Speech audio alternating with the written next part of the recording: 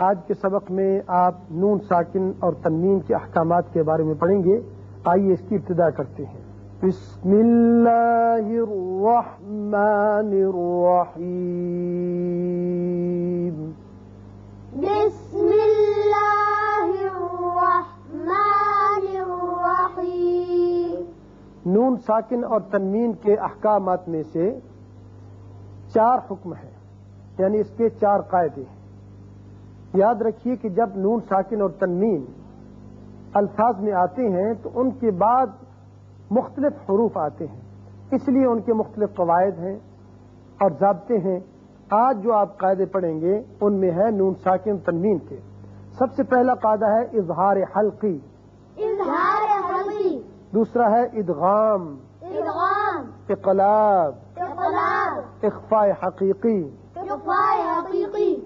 اظہار حلقی، اظہار حلقی. ادغام، ادغام. اقلاب، اقلاب. اخفاء حقیقی. اخفاء حقیقی. یہ اصطلاحی جو نام ہے ان کو آپ شروع سے ذہن نشین رکھیے تاکہ جب ہم قرآن پاک کو شروع کریں گے تو وہاں یہ الفاظ استعمال ہوں گے. تو اس وقت آپ کے پھر ذہن میں ہونا چاہیے کہ اظہار حلقے کا کیا معنی ہے، ادغام کسے کہتے ہیں، اقلاب کسے کہتے ہیں، اخفاء حقیقی کسے کہتے ہیں.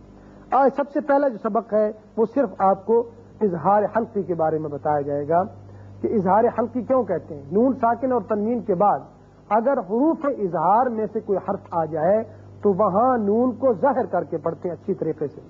غنہ وغیرہ نہیں بناتے بلکہ مخرج پر پہنچ کر اس کو اچھی طرح مخرج سے نکال کر آگے جلدی سے نکل جاتے ہیں. اور یاد رکھیے حروف اظہار ہیں 6. کتنے ہیں؟ 6. حمزہ، حمزہ. ہا، ہا. عین، عین. ہا، ہا. غین، غین. خا.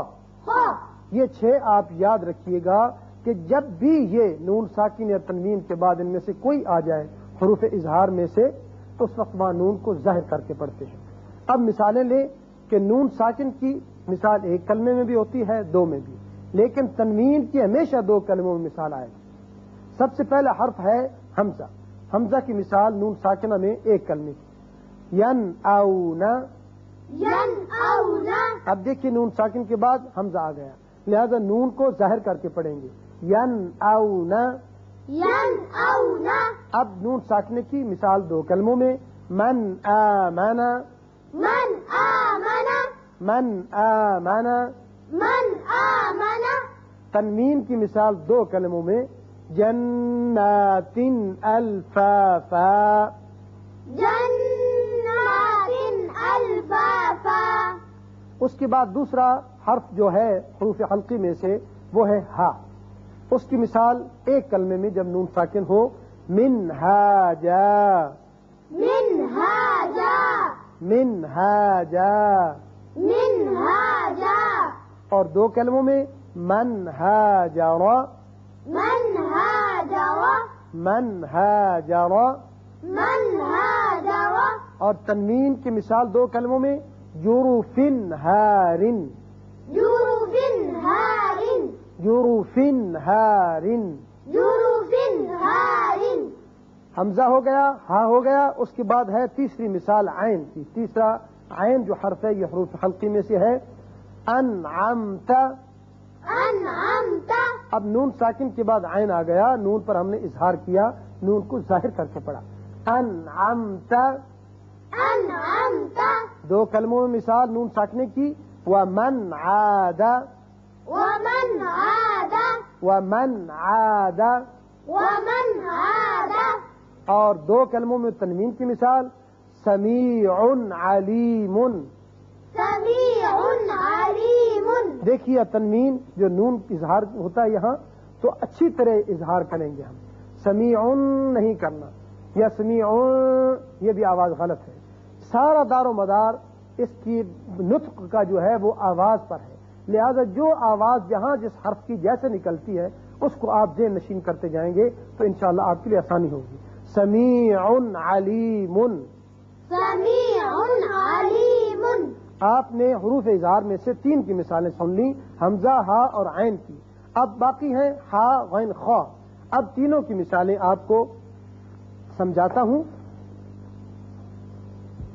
یہاں دیکھیے نون ساکن کے بعد ہا آ گیا تو اس کو ہم ظاہر کر کے پڑھیں گے نون کے مخرج کو. ینحتون، ينحتون یہ تھی مثال ایک کلمے میں نون ساکن کی. اب نون ساکن کی دو کلموں میں فَإِنْ حَاجُّوكَ، فإن حاجوك. اب تنوین کی مثال جو ہمیشہ دو کلموں میں آتی ہے علیمن حکیمن، عليما حكيما علیمن حکیمن. عليما حكيما. اس کے بعد ہے غین فَسَيُنْغِضُونَ، فسينغضون نون ساکن کو ہم نے ظاہر کر کے پڑھا فَسَيُنْغِضُونَ. فسينغضون. اب دو کلموں میں مثال نون ساکن کی من غلن، من غل من غلن. من غل. اب تنوین کی مثال دو کلموں میں عزیز غفور، عزيز غفور. عزیز غفور. عزيز غفور. اب آخری جو حرف تھا حروف حلقی میں سے وہ ہے خا. نون ساکن کے بعد اگر ایک کلمے میں آئے تو یہاں اس کا اظہار ہوگا والمنخنقۃ، والمنخنقة. والمنخنقۃ. والمنخنقة. دو کلموں میں نون ساکن کی مثال من خیر، من خير. من خیر. من خير. اب تنوین کی مثال دو کلموں میں یومئذ خاشعۃ، يومئذ خاشعة. یومئذ خاشعۃ. يومئذ خاشعة. تو یہ تھیں وہ مثالیں جو اظہار حلقی کے بارے میں آپ نے پڑھی.